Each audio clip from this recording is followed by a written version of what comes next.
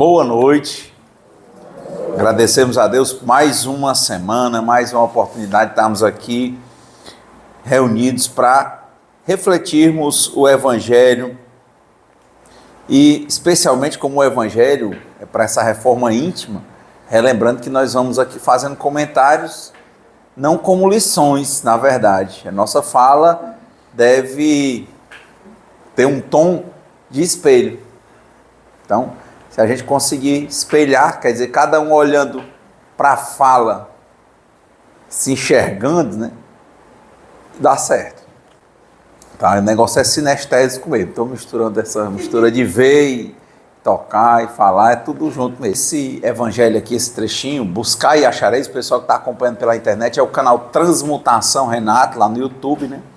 Nós vamos colocar, se Deus permitir, essa fala de hoje, essas reflexões. E aqui nesse buscai e achareis, tem o ajuda-te e o céu te ajudará, e traz esse trecho de Mateus, e depois ele vem com esse comentário e vem avançando, inclusive, com relação à questão da reencarnação, né, da pré-existência, da resistência. Né? Então são muitas questões interessantes. E eu fiquei lembrando, quando ele fala de ajuda-te, o céu te ajudará, quando o Chico Xavier ele recebeu a comunicação, né, do Emmanuel sobre o que ele ia fazer, muitas pessoas dizem que o Emmanuel disse para ele que para ele desenvolver, para que ele desenvolvesse o que tinha programado para ele, precisaria de três coisas. E eu vejo sempre as pessoas falarem dessas três coisas que são disciplina, disciplina e disciplina. Mas vocês acreditam que eu fui assistir? Não, eu fui ler o livro 100 anos de Chico Xavier, feito por um dos que conviveram com ele. Eu tive lá tanto em Uberaba quanto em Pedro Leopoldo, e lá ele trouxe muitas questões, né, no livro 100 anos de Chico Xavier. E ele fala o começo dessa frase. Quando Emmanuel falou que o Chico ia ser o Chico que a gente conhece, que supõe-se que ele tem mais de 420 livros, teria deixado psicografado mais de 420 livros, eu digo aproximadamente porque... Foi 500, eu assisti na Estatuto, está passando um documentário bem atualizado. Foram 556 livros. Eu te garanto que eu ainda digo aproximado, porque como agora você vê umas edições que eles estão pegando trechos do Emmanuel, de comentário da Bíblia, tudo é Chico, mas assim, nesse livro era o Bacelli conviveu com ele, naquela época ele estava dizendo isso. Então assim, eu só estou dizendo que nós não vamos achar um dado preciso. Eu continuo dizendo a mesma coisa, eu ainda acho que a gente não tem a certeza. É igual dizer o livro da Bíblia, né? Se você pegar a Bíblia hoje, se você pegar uma Bíblia evangélica, tem trechos que tiraram, tem um livro ou são dois da Bíblia que são tirados. Se você for ver a Bíblia inteira, fora o índex, tem os apócrifos. Então assim, quando você vai ver o que é a Bíblia mesmo, é um negócio muito maior. Então assim, até onde a gente foi acompanhando, ela está colocando 556. Pronto. Eu vou no dado de 420, foi o que eu li, e ela está no 556. E a gente vai só pensando no vulto da obra, né? Então é um vulto de uma obra muito grande, e nessa obra, independentemente se foram 400, ou 500, ou 1000, ou 5000, é uma grande obra. Só para você imaginar um poeta como Augusto dos Anjos, é conhecido por um livro, Eu e Outros Poemas. Não é assim, né? Então não é a quantidade, né? A questão é que é trabalhoso também. Até para você imaginar que um Chico Xavier, eu que tive essa oportunidade de estar lá em Pedro Leopoldo e ter estado lá em Uberaba, ter estado lá na Fazenda Modelo, e conheci o filho dele, fui à casa dele, as duas casas, tanto a de Pedro Leopoldo quanto a de Uberaba. E na Fazenda Modelo, o que ele fazia? Ele psicografava à mão, de lápis. Aí ele datilografava depois apagava para reutilizar a folha. Só você imaginar o lereado, certo? Não é brincadeira não. Você fazer, né, um livro, pode só um livro, para você psicografar na hora do almoço, era nos intervalos, viu? E quando chegava do centro? E quando chegava, mas quando ele chegava, geralmente ele ia exatamente bater o texto, né? Depois apagar para reutilizar no outro dia o papel, né? Quando você chega lá na Fazenda Modelo, tem lá o canto onde ele psicografava. A Fazenda Modelo era a casa, né, do senhor lá da fazenda, e tinha uma tipo assim, um sobrado. Ela era um sobrado e tem um espaçozinho mais abaixo. E o Chico ficava lá, e lá bem na entrada tem assim, né, a placa aqui, Chico Xavier caiu de joelhos chorando quando ele estava psicografando Paulo Estevam. Aí tem a cena. Então ali você fica imaginando que era nos intervalos do trabalho, isso antes dele se aposentar, logicamente, já em Uberaba, fazendo esse trabalho. Quando ele se aposenta, e os trabalhos do centro, principalmente porque quando você vê na biografia, era muito trabalho, muitos livros, foi um dos motivos das versões que eu vi dele ter rompido, né, com a comunidade espírita cristã, ressalvado o nome aí, para ter montado o Centro Espírita da Prece, porque essa comunidade espírita cristã é na frente da casa dele, literalmente, é como se fosse assim, um grupo escolar na frente da casa, só passar a pista. E o Centro Espírita da Prece é lá na frente, que é o último centro. E ele disse que é porque tinha muita demanda e o pessoal queria que todo ano, era um dos pontos, saísse um livro, porque aqueles livros era que ajudavam a sustentar a obra. E ele se achava, às vezes, muito puxado a coisa, entende? Então foi uma das questões que ele saiu e foi para o Centro Espírita da Prece. Também lá essa primeira tinha sido de doações e tal. E o trabalho do Chico, ele começava, às vezes, 5 horas da tarde, que ele entrava, aí começava, ficava atrás, tinha uma mesinha lá no Centro Espírita da Prece, né? Uma pequena salinha de mediúnica, como fosse assim uma casinha, aquelas casinhas que eu sei desenhar, básica, assim, só telhadinha assim. E o triângulo é assim, o Centro Espírita da Prece, é um tipo assim, um jardinzinho pequeno, numa avenida hoje, né? Que na época não era um carroçal.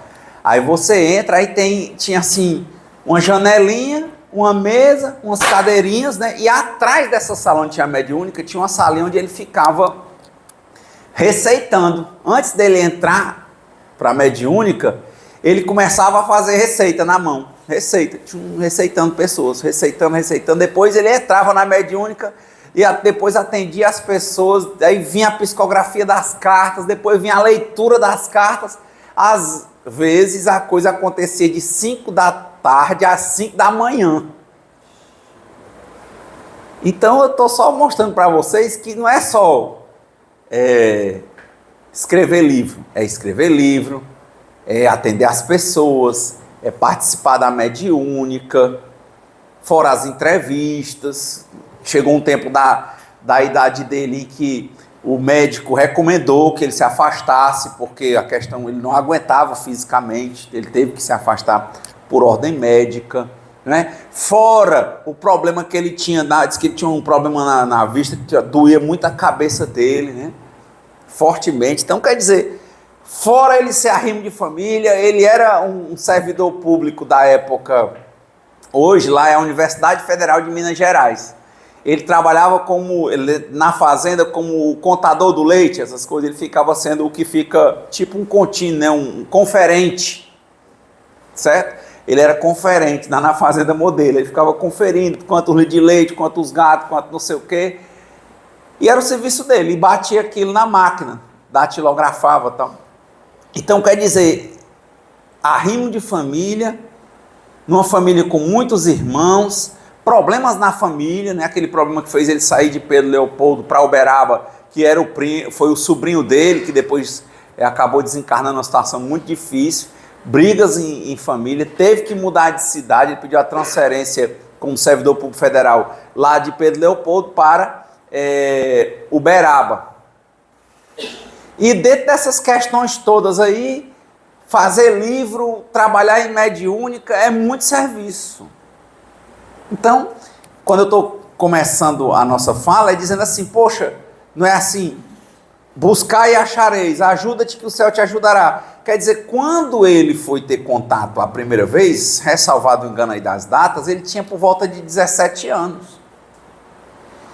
E Emmanuel fez uma previsão para ele do que é que estava programado para ele. Então, esse Chico que a gente está falando, com centenas de obras para a gente fechar, né, o raciocínio, ele aí tinha 17 anos, não tinha obra nenhuma. Ainda não era nem o Chico Xavier daquele livro de poesias Parnaso de Além Túmulo. Não era nem esse Chico Xavier.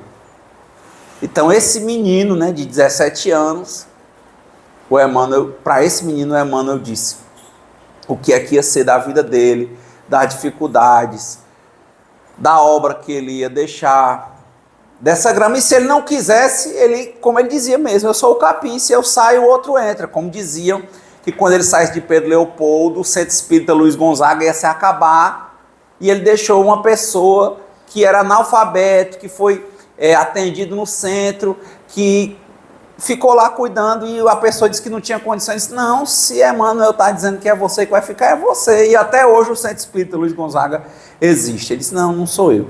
Também quando o Chico desencarnou aqui no Brasil, diziam que o espiritismo ia acabar, e na verdade não acabou, ele cresce mais. Então quer dizer, é como ele falava. Então, você imaginar uma obra como essa, e quando eu fui ver esse livro 100 anos de Chico Xavier, do Bacelli, esse início é que realmente quando você imagina dizer para um menino de 17 anos que ele ia fazer tudo isso que ele fez e viver o tempo que ele viveu, era muito difícil. E ele disse para o Emmanuel, como é que eu vou fazer isso? Aí, o que é que vocês foram informados? Que bastava 3 coisas, que era disciplina, disciplina, disciplina. E eu achei muito interessante, porque quando eu fui ler, o Bacelli disse que foi 3 outras coisas. Ele disse, para você conseguir, eu disse, como é que eu vou fazer isso? Não, para você conseguir, primeiro você quer, se você quiser, né? Segundo, você precisa de 3 coisas: vontade, trabalho e merecimento. Aí ele disse, mas como? Aí ele disse, com disciplina, disciplina e disciplina.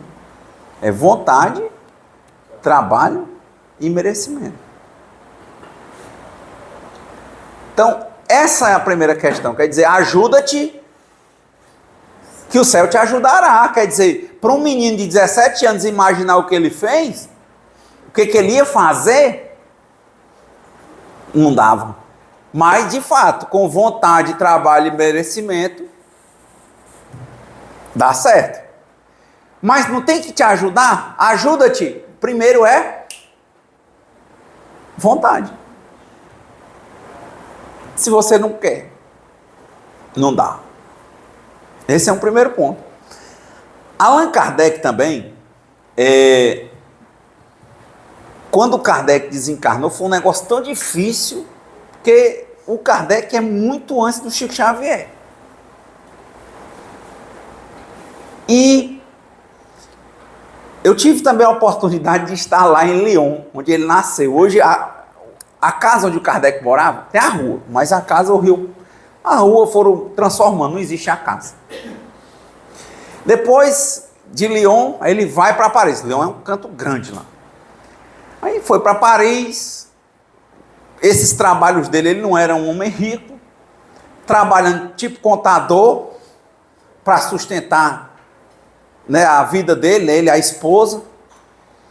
E começou os trabalhos de pesquisa, tinha uma escrita técnica, né, matemática, gramática, tal, essas coisas que ele lecionava para complementar a renda, era contador para complementar a renda, não é isso?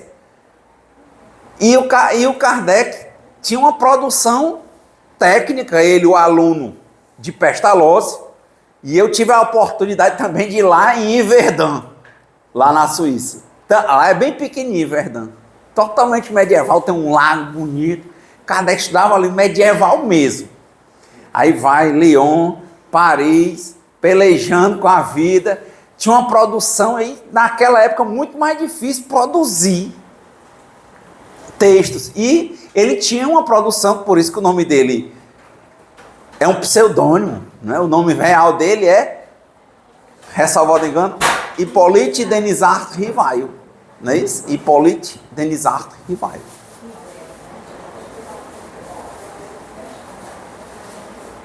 Para fazer a produção espírita, ele recebe uma comunicação, que teria sido um nome que ele já tinha tido, Allan Kardec.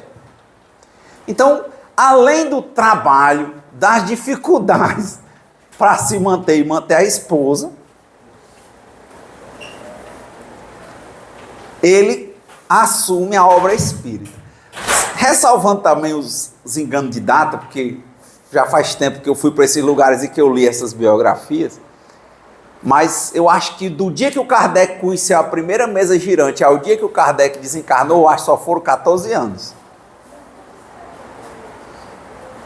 Mais uma produção, porque você imaginar ter rodado 6 livros, que o pessoal fala do Pentateuco Espírita, mas não é assim, ó, o que é o Espiritismo, aí vem o Livro dos Espíritos, o Livro dos Médios, o Céu e o Inferno, é assim? A Gênesis e o Evangelho segundo o Espiritismo, lá 6. Então, ainda tinha a Revista Espírita com milhares de páginas, e ele acompanhava as mesas mediúnicas dentro da Sociedade Espírita Parisiense, era em torno de 80 pessoas, reunião fechada. E o Kardec, ele deu andamento a essa obra toda. Você pegava os livros psicografados na mão. O Kardec tinha, a gente olhando aqui, a menina botou um nome que eu não consigo ler. Imagina quantos nomes em letra ruim o Kardec não lia naqueles livros que ele recebeu de psicografia das cartas que ele tinha. Trabalhoso, decifrar psicografia feita à luz de vela, sistematizar, bater as perguntas, porque ele tinha um método que ele batia as perguntas, fazia a mesma pergunta, mandava para não sei quantas mesas, vinha, fazia aquele resumo e dizia o que fosse verdade se repetiria, para ele fazer um sistema para montar o livro com aquelas perguntas do Livro dos Espíritos. Aí quer dizer, você imagina o trabalho que isso nos deu, depois nova edição do Livro dos Espíritos, Revista Espírita, acompanhar a mesa, meu amigo, é muito trabalho. Quando o Kardec desencarnou, a maior dificuldade dentro da Sociedade Espírita Parisiense foi para arrumar uma pessoa para ficar no lugar do Kardec, porque não tinha. Ele fazia tudo. Talvez ele não fosse um bom gestor, talvez ele fosse muito centralizador, não sei, mas ele fazia, e é trabalhoso. Muito trabalhoso, mas ele assumiu, diz a espiritualidade que ele estava preparado para aquilo. Se ele não quisesse, outro viria. Mas ele aceitou. Quer dizer, em 14 anos, uma obra com milhares de páginas da Revista Espírita e com 6 livros praticamente publicados, só para você ter uma noção, em torno de 1857 que sai o Livro dos Espíritos. Quer dizer, é trabalhoso. E fora enfrentar processos, perseguições por causa do Livro dos Espíritos. Cantem que o livro foi proibido. Canto que ele mandava um monte de livro feito para ir vender lá no outro lugar. Quando chegava lá, o pessoal confiscava e tocava fogo nos livros. Tudo isso era trabalho. Isso sem celular, sem internet. Mas o Kardec enfrentou o trabalho dele.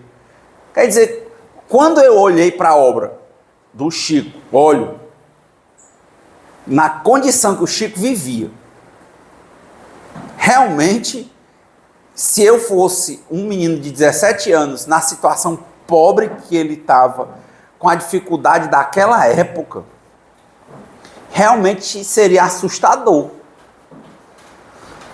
Um homem como Kardec, com as obrigações que ele tinha, né?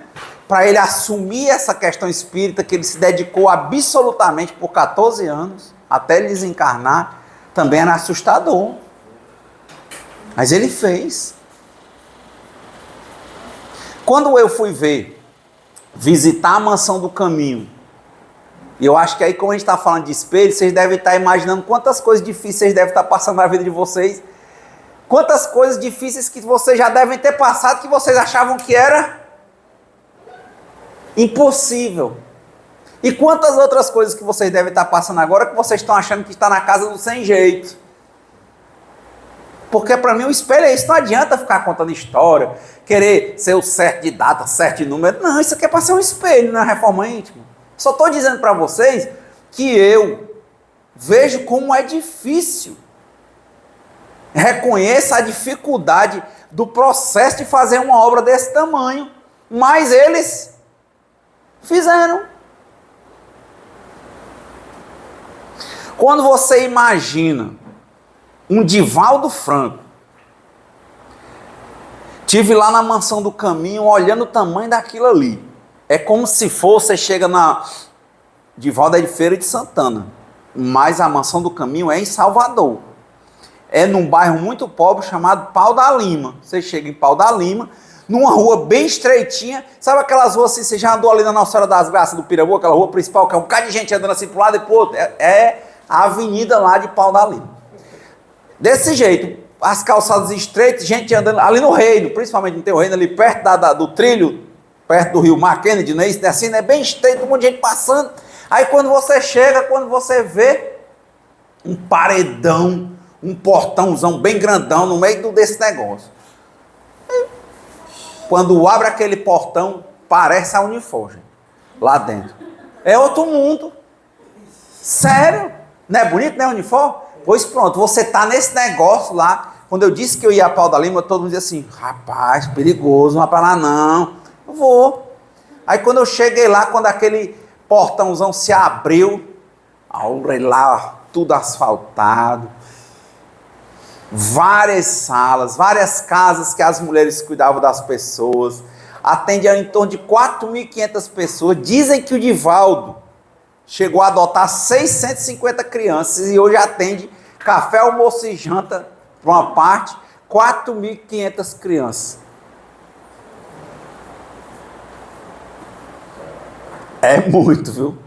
Você vê, vale a pena você visitar a Mansão do Caminho. É um negócio fora de série. E ele, diga, em Salvador, num bairro chamado Pau da Lima. Aí do Divaldo Franco, né? Mansão do Caminho. Tem hospital, né? Maternidade. Tem a maternidadezinha assim, padaria, escola de ensinar o pessoal a fazer estética. Tem desde o berçário. Berçário. Exatamente. Maria Marinaldo, É grande.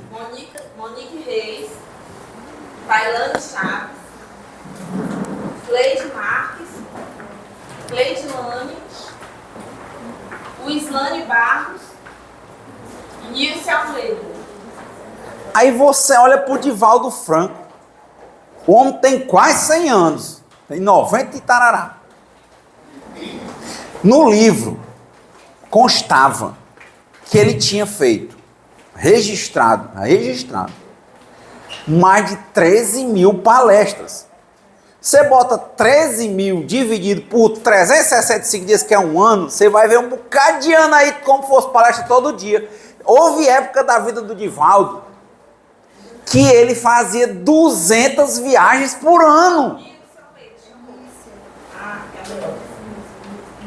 É muito, gente. E o Divaldo Conhece, né? trabalhava, ajudou, a mãe dele foi morar com ele lá, adotou essas crianças tudinho. Como é que ele cuidava desses meninos? Chama mãe, como hoje tem, né? Ele tinha uma senhora lá da comunidade que ela tinha filhos e ela ajudava a cuidar dos órfãos nas casas lá. Tinha casa, aí uma mãe ficava com tantos meninos, outra com tantos.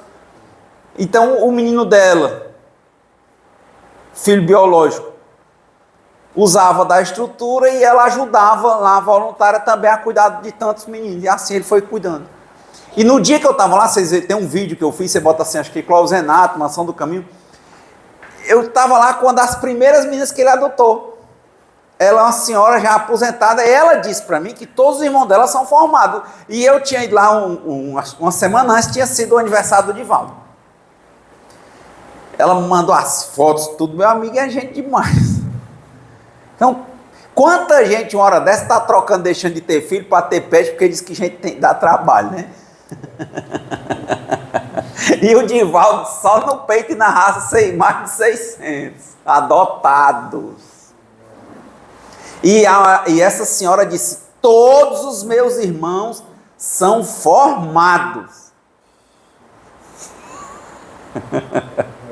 Deus é muito grande, né?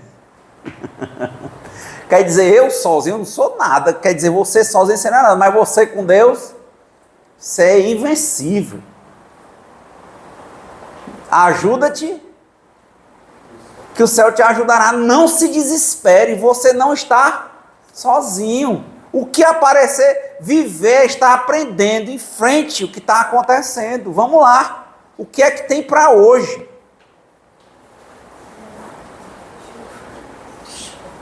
Eu olhei aqui para minha doutora, imagina uma pessoa vai fazer um Enem, né? Às vezes chega ali, vai fazer um concurso público para quem acredita, né, em ser servidor público, aí vê aquele, quando diz assim, vamos juntar aqui todo o material para estudar, o básico. Aí o pessoal olha, dá logo assim uma desinteria, né? Quando olha, dá uma tristeza, né? Olha assim, ó, tá de chorar. Agora, até quando ela olha, acha até bonito quando tem dinheiro, compra zero, que cheirando assim a folha nova, né? Mas quando ela abre a primeira folha, aí quando passa 10 minutos, 15, e não andou muito, e tem umas coisas que começam a não entender, e achando que não vai dar certo. É isso, criar menino, criar gente, manter um relacionamento saudável, manter o nível de autoobservação, de autoconhecimento, evitar, para estar evitando de estar em fugas da realidade. Tudo isso é um desafio muito grande, porque sempre há uma inclinação para a fuga da nossa própria realidade. Fuga por vários tipos de vias. E às vezes a porta da fuga é a gente achar que não vai conseguir. Não vai conseguir. Mas vai. Como? Não importa. Vai. O famoso caminho de 1000 passos se faz começa pelo primeiro. Vai. Pega o Guanabara e vai. Não, vai. Vai lá.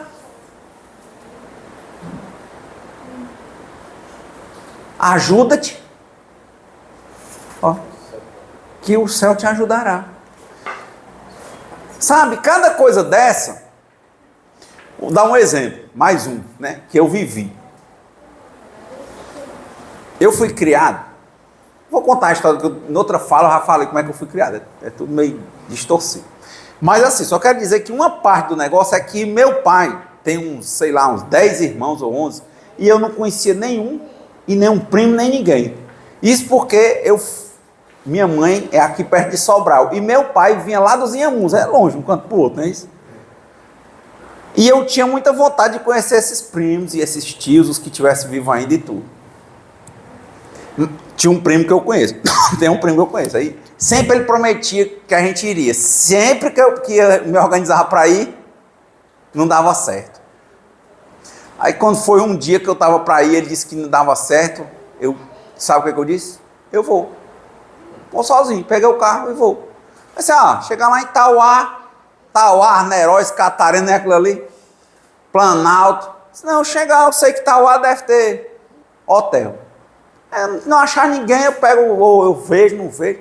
Aí minha mãe, rapaz, você vai pra Tauá e não conhece ninguém. Mas rapaz, eu vou. Peguei o Guanabara, peguei o carro e fui pra lá. Encostei lá, cheguei a Tauá, nunca tinha ido. Um restaurante self-service, comecei a conversar por lá. Todo nome que eu dizia, ninguém conhecia. Lá em Tauá. Até que um cara lá falou, quando eu falei de Catarino, no sobrenome, ele, enfim, resumindo, hoje eu conheço 90% deles.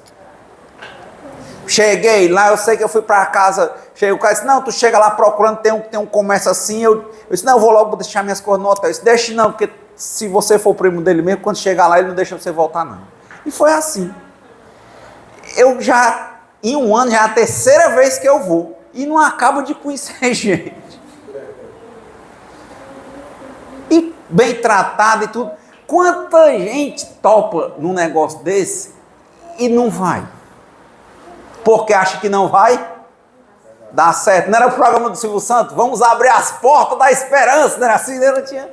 Mas vai. Como é, não sei. Vai. Minha mãe estava totalmente crente que não ia dar certo. Quando eu comecei a aparecer no grupo do WhatsApp com foto com o primo, com não sei o que, e esse e aquele, depois já convidado para voltar na Semana Santa, depois não sei o que. Fui agora semana passada, porque eu não vi, né? Estava lá de novo.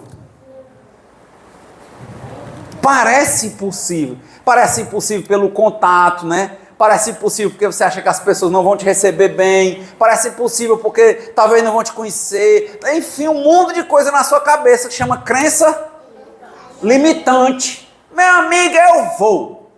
Eu estou de carro. Vou e volto. Mas tu vai andar 400 quilômetros de graça? Sim, eu vou. Pronto, hoje está tudo certo. Mas se eu não tivesse ido? Aí eu já fui. Minhas irmãs que moram em São Paulo nasceram lá, tinha 50 anos que não andava lá. Levei lá semana passada. Choraram, viram o lugar, quer dizer, 50 anos, elas viveram lá e nunca fui. Mas alguém vai. Aí agora elas já estão amigas lá de WhatsApp, não sei o quê. Mas se não fosse? Se você não for?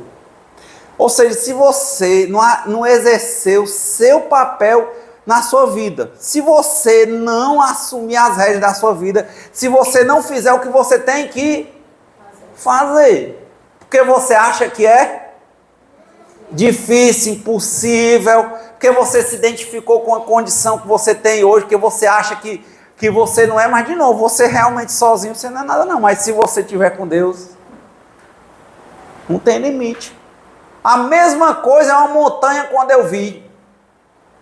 Comecei a conhecer, para falar nas ruas, narcóticos anônimos, drogadicto, gente que estava pirado na rua porque as doenças do álcool, que é a droga lícita, e das drogas ilícitas incurável, irreversível, progressiva, de efeitos fatais e que antes de matar desmoraliza. E você encontrar a pessoa que fez tudo o que você imagina que é ruim, com o corpo, com os outros, com tudo, e fazer o caminho da restauração ou da recuperação, e você encontrar a pessoa dando depoimento que está há 10 anos, 15 anos limpo de droga e que reconstituiu família, que reconquistou trabalho.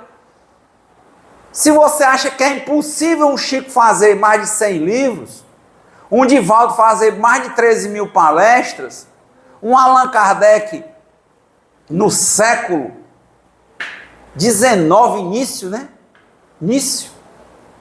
do século XIX, fazer o que ele fez, eu saí daqui e ir atrás de um bocado de gente nesse tempo que todo mundo mente, que tem bandido e tudo, e as pessoas me receberem de braços abertos, e voltar hoje a ser como se eu tivesse vivido com eles a vida toda é desse jeito. Aí você imagina a montanha que é para um cara ou para uma mulher que fez um monte de besteira e que agora não se comprar mais com os erros e que escolheu mudar.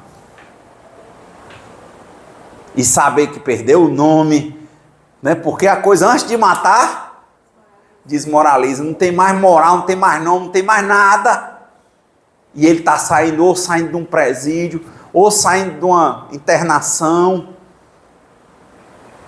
ou saindo de uma engorda, né? Que é como chama quando os papos de fica só no canto, bebendo no canto, sozinho, um lutando para arrumar uma bebida para manter aquela engorda ali, engordando. E ele sair daquilo ali, reconstituir tudo, minha gente. É uma montanha muito grande. E eu tenho tido a oportunidade, depois de visitar, de conhecer as pessoas na rua, de quanto, é lógico que é pouco, comparado com o tanto de gente que tem, que poderia estar. Mas, gente, é cada depoimento. Pega o livro de NA, de Narcóticos Anônimos, a metade do livro é teoria, a outra metade é depoimento do mundo inteiro. Você se impressiona. E quantas vezes nós,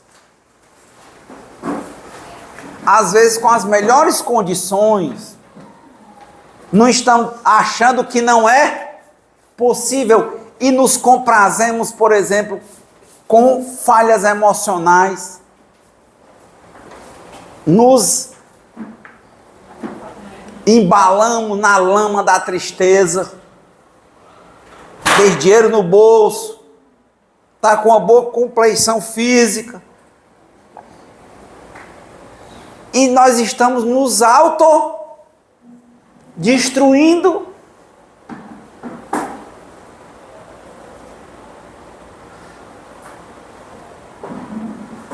Não dá.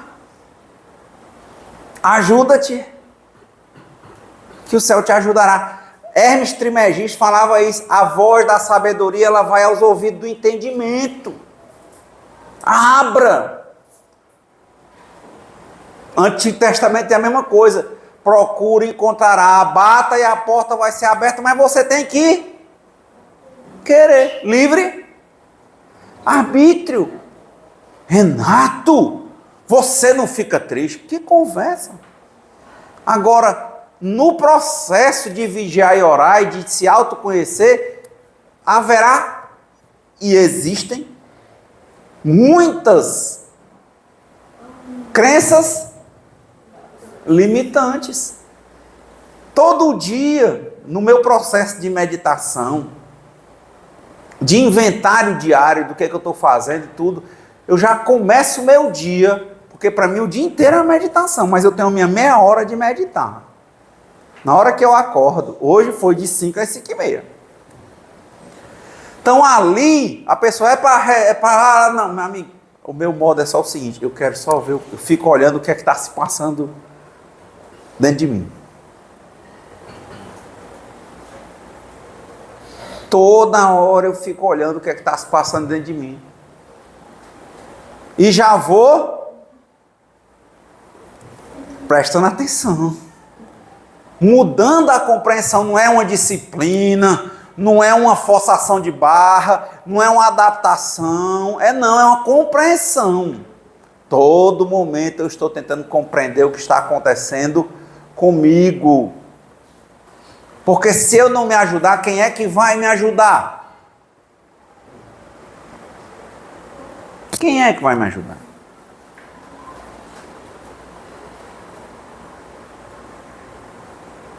É muito interessante, são pequenas coisas. Ultimamente eu tenho falado para vocês, né? Eu estou prestando muita atenção na minha alimentação. Muita atenção. Tenho falado daquele do rodízio, né? Desde aquele dia, pô, eu te digo, acredita? Eu fui 2 vezes, mas daquele dia para cá, que eu estou com vontade, ainda não fui, só por hoje. Eu não vou hoje, não. Só por hoje. Pode ser que amanhã eu vá, né?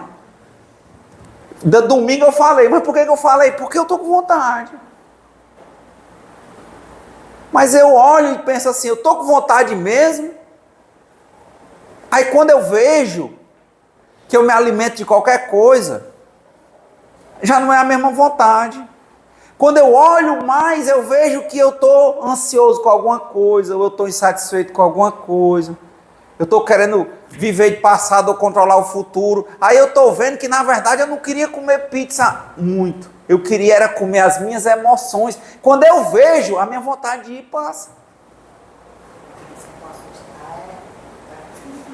Mas se eu vacilar, de novo, se eu ficar desatento, eu não quiser toda hora, momento a momento, compreender o que está acontecendo dentro de mim, eu recaio.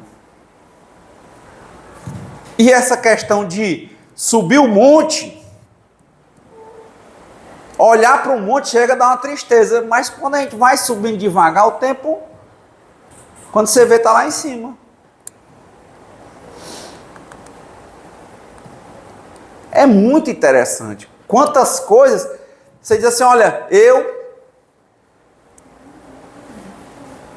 reconheço a minha impotência frente às emoções e que a minha vida ficou ingovernável. Por exemplo, o primeiro passo de Neuróticos Anônimos. Primeira coisa, eu não brinco, meu amigo. Olha, eu estou sentindo uma tristeza. Vou brincar. Não. Vou beber. Não. Vou comer. Não. Eu tenho que parar e entender o que é isso. É a mesma coisa, é tão sutil. Eu estou pensando muito em felicidade. Quero ver show de humor, quero ver alegria. Por que eu estou atrás de felicidade? Felicidade é uma coisa que se estabelece. Ninguém cultiva isso. Mas quando eu tenho percebido que quando eu estou pensando em felicidade é porque eu estou triste. Não era muito melhor eu olhar que eu estou triste, ver por o que é, se tem alguma chaga para que eu possa cuidar. E não ficar me embebedando achando que eu estou atrás de felicidade. Eu não estou atrás de felicidade, eu estou triste. Mas a mente, ela mente. A mente mente. Não é assim, né? A mente mente. Ela diz, não é bonito, né? É ruim você dizer assim, olha, eu estou triste. Parece triste, não é assim, estou procurando a felicidade. É mais bonito. Era mais real que eu dissesse, estou triste. Agora, vou me melar, me comprazer se eu sei que eu sou impotente frente à emoção? Não. O que é que está acontecendo? Compreender. E o que eu tenho visto é que quando eu começo a ver e compreender alguma coisa, eu melhoro. E quando eu fujo, eu só adio. E aquilo aumenta. A gente fala de subir, gente. Eu tinha um hábito, até já comentei isso com vocês. Só por hoje, vai 6 anos que eu não bebo nenhuma bebida alcoólica. Nenhuma. Mas eu tive esse hábito de 25 anos. E uma das coisas que eu tenho percebido nesse monte, porque é uma montanha, para quem tem o costume de sempre fugir pela bebida, achar que só fica alegre se tiver bebendo. Ainda tem esse que escolhe a bebida melhor do que as outras. Outro dia eu ouvi uma pessoa dizer, o cara disse, olha, eu sou evangélico, não entra nenhuma bebida na minha vida, salvo esta daqui. Aí mostra o vinho. Que essa aqui é do meu sangue, não sei o quê. Aí eu olhei, tudo bem, faça como você quiser. Eu fui lá em Caná da Galileia, quando cheguei lá, na hora que você vai subindo, Jesus ali não aumentou o vinho, né? Aí o pessoal te serve lá na entrada, uns copinhos de vinho, né? Vinho de Caná. Eu digo, rapaz, eu não vou querer. Mas, gente, apesar de ser só por hoje, quando eu olho que tem 6 anos que eu não ingiro bebida alcoólica de jeito nenhum, e que eu vim em Caná todo mundo bebendo porque era boda de Caná, e eu não quis, eu digo assim, rapaz, será que isso era fácil? Não. Porque eu vejo gente dizendo que vai deixar de beber, deixa de manhã e de tarde, não aguenta. Se nós não olharmos também para as nossas, que parecem pequenas vitórias, não é isso? E nós não valorizarmos, nós vamos estar alimentando para nos banharmos na nossa lama. É aí o processo de baixa autoestima. Porque é muito bonito dizer 13.000 palestras, 6 livros do Kardec, 400, 600, 1 milhão de livros do Chico Xavier, pronto, 1 milhão. Mas você não olhar que dentro de você, às vezes você tem um problema de estar fugindo da sua realidade pelas emoções, e que é não é fácil se trabalhar com relação a isso e você conseguir, você comemorar. Porque quando eu digo isso, poxa, eu nem acredito, poxa, é subir uma montanha, como é que pode? Só por hoje já fazer 6 anos. Todo mundo passando na sua cara toda hora e você nem quis.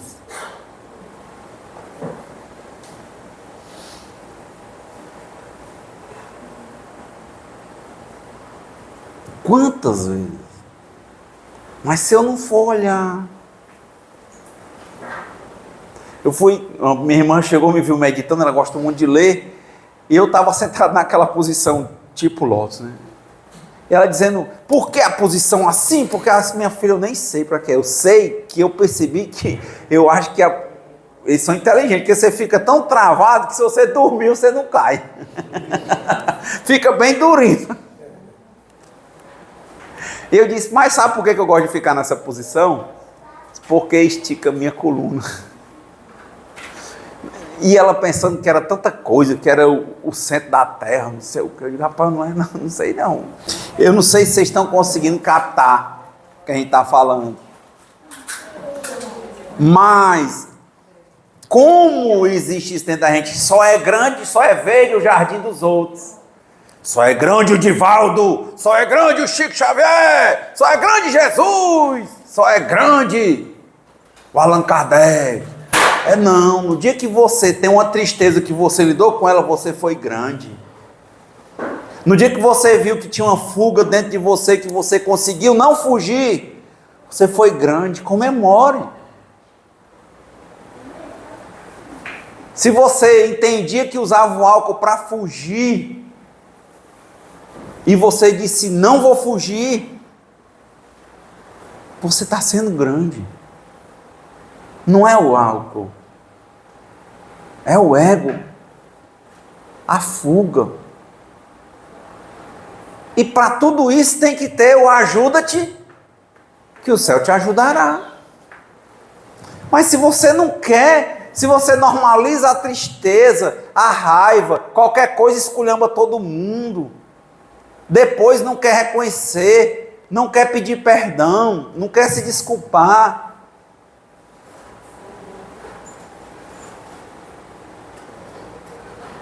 como é que isso vai acontecer? Se ainda está sempre com o dedinho na própria lama, não quer ficar limpo, porque tem defeitos de caráter de preferência, defeito de caráter que você sabe que não lhe fazem bem, mas você está tão acostumado e você, como é seguro que é o caminho que você conhece, você não quer. Sabe, a pessoa, esses 6 anos, gente, a grande coisa foi eu descobrir que a gente, de fato, não precisa beber para ficar alegre. E quanta gente eu vi nesse caminho não conseguindo ficar, porque fica totalmente triste quando não bebe. Porque está muito acostumado, assim, estou triste, vai beber, aí vai para o meio de um bocado de gente. E depois está tentando se matar. Passa um tempinho, está ali. Quantos eu não vi fazendo isso? A depressão vem na porta.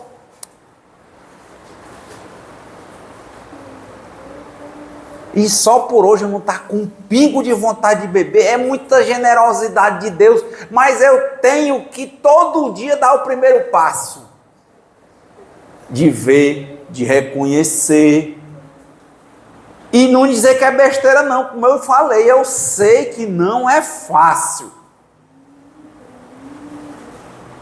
Eu sei que não é fácil, porque eu conheço muito caso.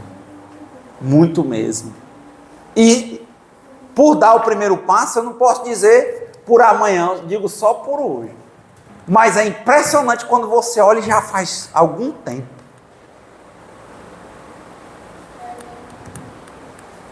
E, digo mais, realmente eu acho que eu só comecei a enxergar a vida depois disso.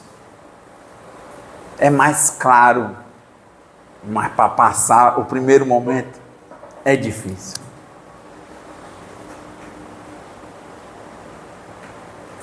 É assim. Ultimamente, nesses trabalhos, todo dia eu leio, todo dia eu medito, todo dia eu faço minha caminhada de bicicleta, todo dia eu vou me observando. Só por hoje eu não tive nenhuma sensação de tristeza. Mas quantas vezes eu amanhecia bem, ia almoçar, às vezes dava um soninho depois do almoço, quando acordava, era com tanto medo, com ansiedade. Se eu não prestar atenção, isso volta. Quantas noites, pouco dormindo, pensando no, fugindo do presente para o futuro. E o pior é que é fugindo para o futuro e achando que é impossível, que não vai dar certo.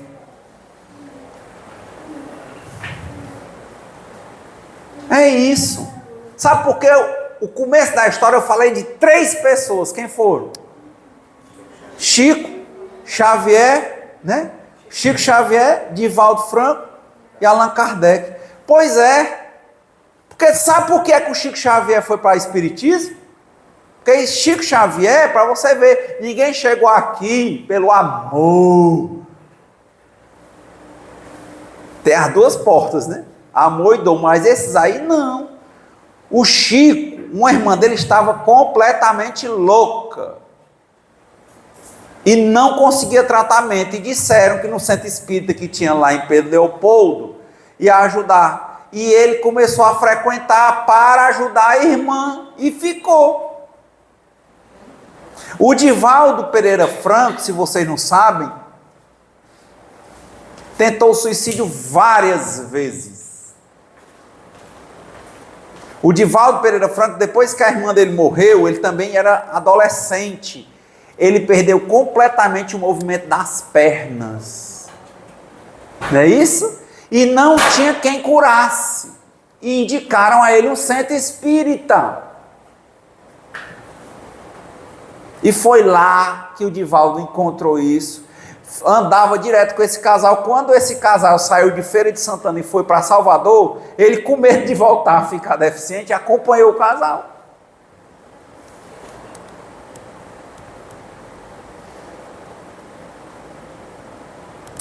Ou seja, pessoas com dificuldades iguais às nossas, mas que não se deixaram e lamear pelos próprios medos, pela própria ansiedade. Procuraram uma solução. De novo, ao invés de desistirem,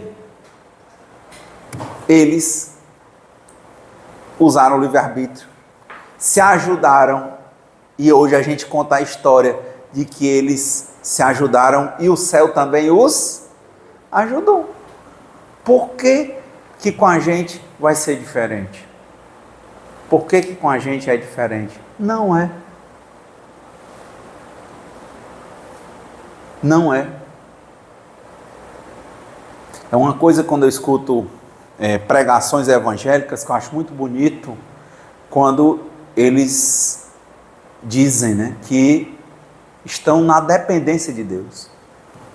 Então, você tem que fazer a sua parte, eu tenho que fazer a minha parte, mas a maior parte, quem faz é Deus. É só fazer o que você tem que fazer. Não desista. Você não está só. Já está dando certo. Tome conta, preste atenção, momento a momento em você, em cada pequena coisa, em cada pequeno detalhe. Ajuda-te, que o céu te ajudará. Então, que Deus nos conceda a serenidade necessária para aceitarmos as coisas que nós não podemos modificar. Coragem para modificarmos aquelas que nós podemos e sabedoria para distinguir umas das outras. Que seja feita a vontade de Deus antes da nossa. Muita paz e boa semana.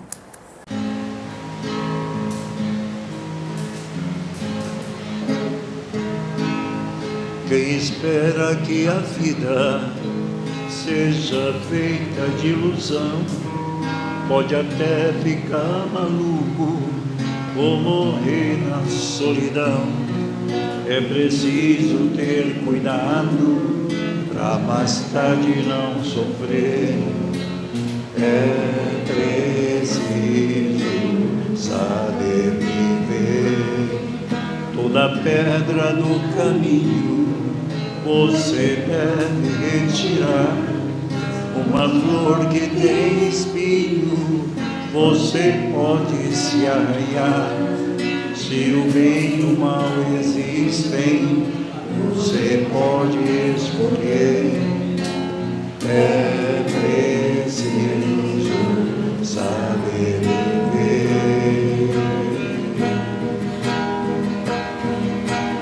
É preciso saber viver. É preciso saber viver. É preciso saber